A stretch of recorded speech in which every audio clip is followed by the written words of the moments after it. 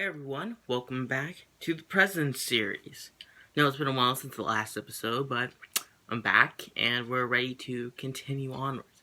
Last time we left off, we were getting ready. We just finished up with John Tyler. It ended in a, not a great way with John Tyler, but it's not going to get any better from here, unfortunately. This video has very mediocre to, at best, mediocre presidents, and at worst, terrible presidents. So, let's just get started. This is probably going to be a shorter video, because there's not really much to say. Most of these guys served for, like, one... Actually, they all served for one term. Interesting. That's weird. So this will probably be a shorter video, honestly. But let's start off with somewhat of a high note. James K Polk. Now, Polk is extremely underrated, honestly. I think most people don't know who Polk is. But if you are a fan of California, the Oregon, all those states over there, you're a fan of him because he's the reason we have those states. I mean, I guess you could still be a fan of them and if we didn't own them. But he's the reason we have all those states.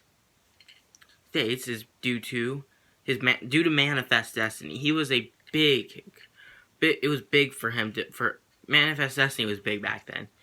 It was basically the thought that God wanted us to give us this land. Maybe a little wrong, because technically people were already there, but, whatever, So, basically, Polk was basically a big contributor to this. And the biggest contribution was the Mexican-American War. Now, I will admit, the way the war started was a little shady. I mean, we've started with worse war. There's been worse, definitely, and we'll get to those later. But for this one, Polk just basically sent a bunch of troops into the disputed area between... So basically, America and Mexico were arguing over who owned what, or where the Mexican border was, and what land we deserved.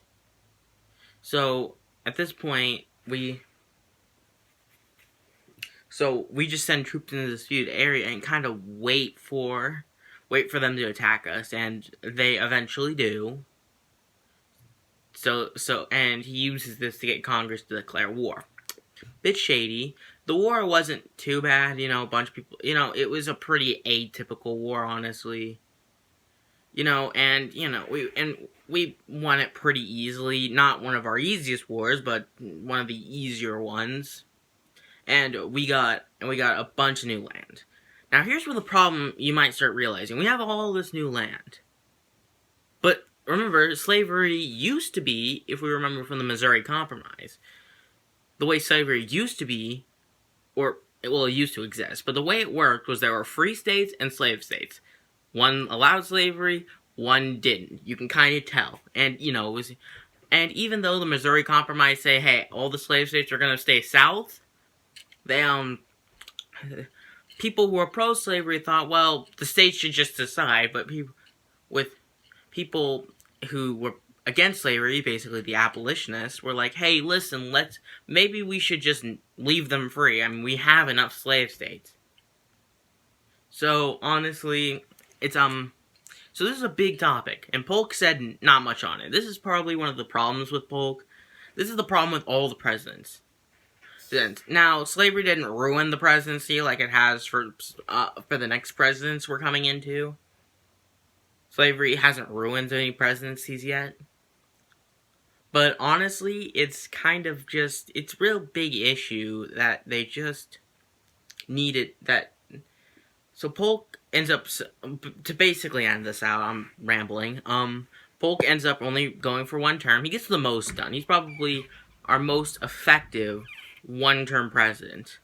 Most effective, honestly. Not best, but most effective. He got the most done in the little amount of time. So, good on him. Alright.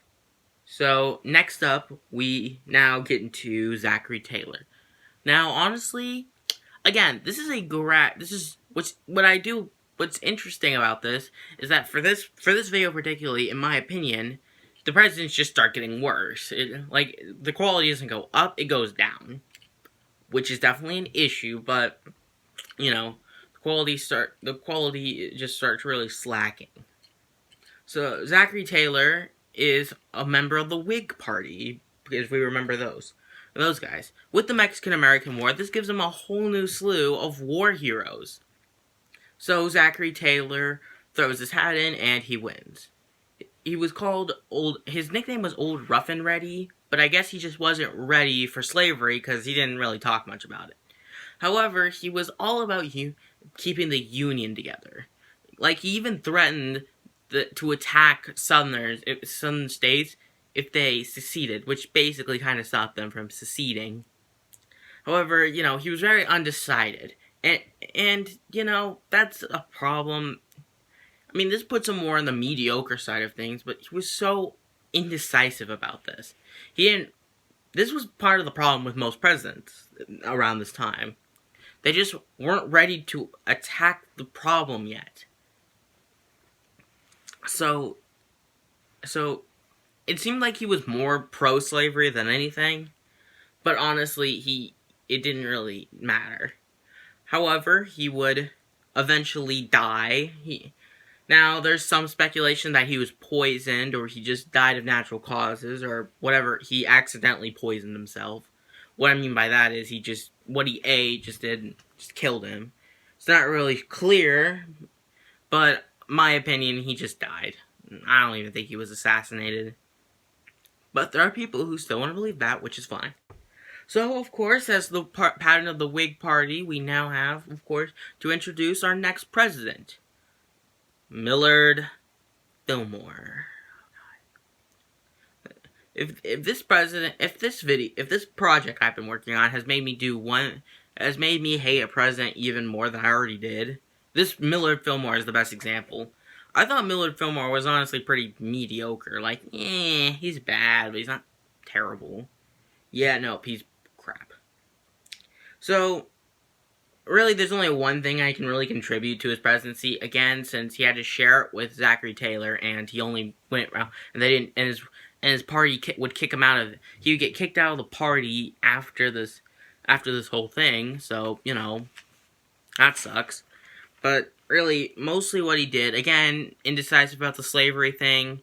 So he decided to put in Henry Clay, the Compromise Man, the Compromise of 1850. Basically what would happen is it's basically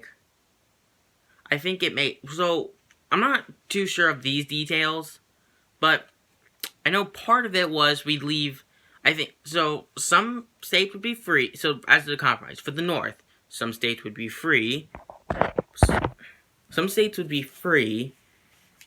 others would be undecided, and we'd have stricter slave laws.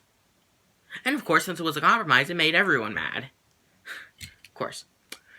But honestly, this was bad. This wasn't the correct choice. The correct choice, what all presidents should have done, not compromises, actually be definitive. Now, would I like it? But definitive. We can't just keep lingering I don't know. Hey, listen, you're the guy making all the decisions here, so please, just make the decisions. Don't be wishy-washy. And, again, problem with all the presidents. Interestingly enough, after Fillmore's presidency, he wasn't nominated for re-elected. He was kicked out of the party. However, he did find a party that would take him, unlike John Tyler, so that's good for him. It was the Know-Nothing Party. And like their name entails, if you ask them about anything about their party, they tell you, I know nothing. I don't know how they get new members. Anyways, here we go. Franklin Pierce. You can just tell I'm going to be very frustrated with this video. So, Franklin Pierce. Well, the Democrats at this point have been losing a little bit, so they decided to get a candidate. Well, they're winning now. The Whig Party is basically dismantled. The Whig parties have failed due to the Southern, because they're not really a slavery. they're against and for slavery parts of there. So they kind of fracture at this point. This is around the time when the Republican Party will start to be coming in, but they won't be here for, they won't be in full prominence until the next video, until Lincoln comes along.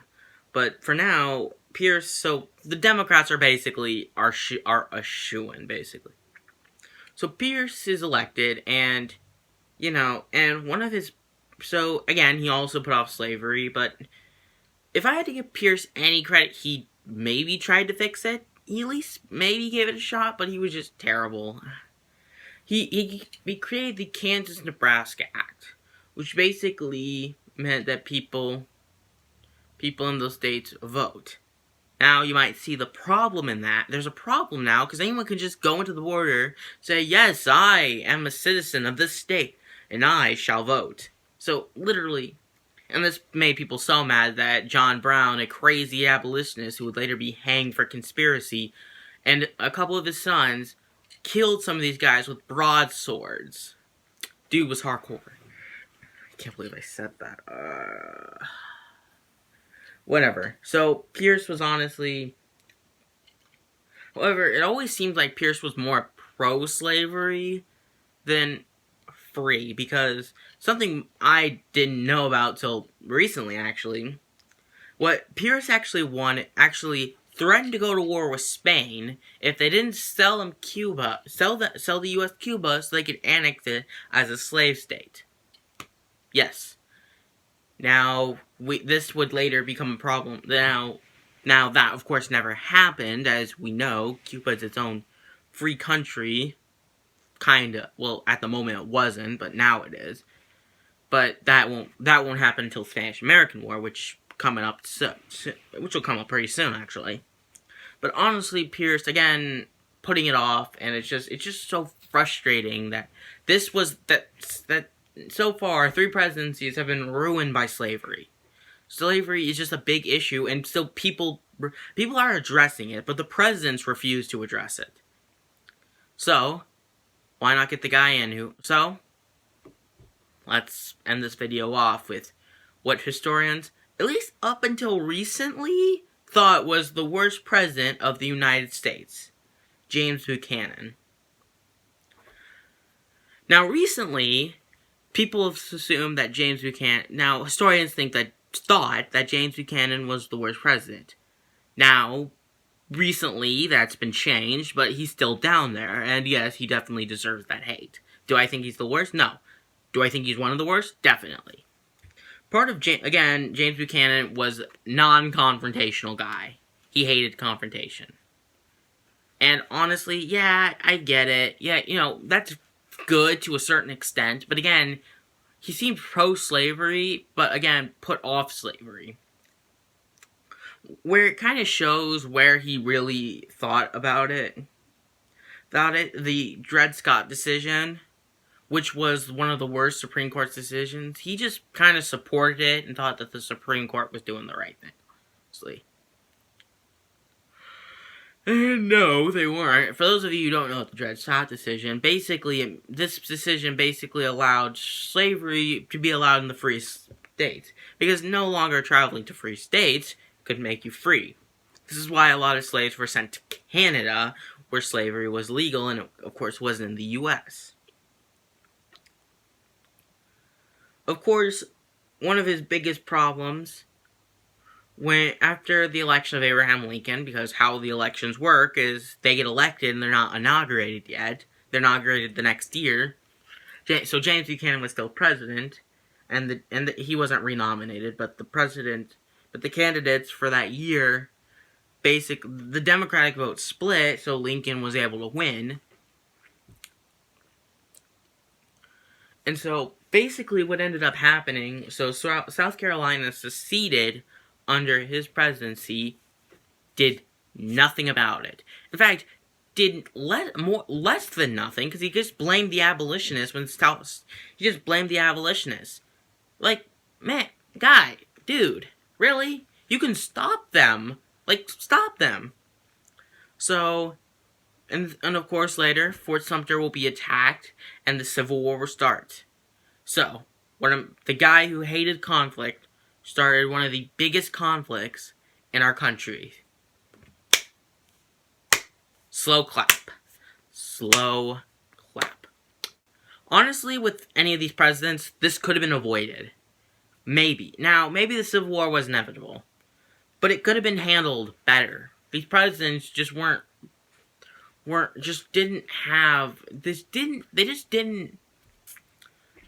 just kept ignoring slavery and figured and just assumed the problem will fix itself.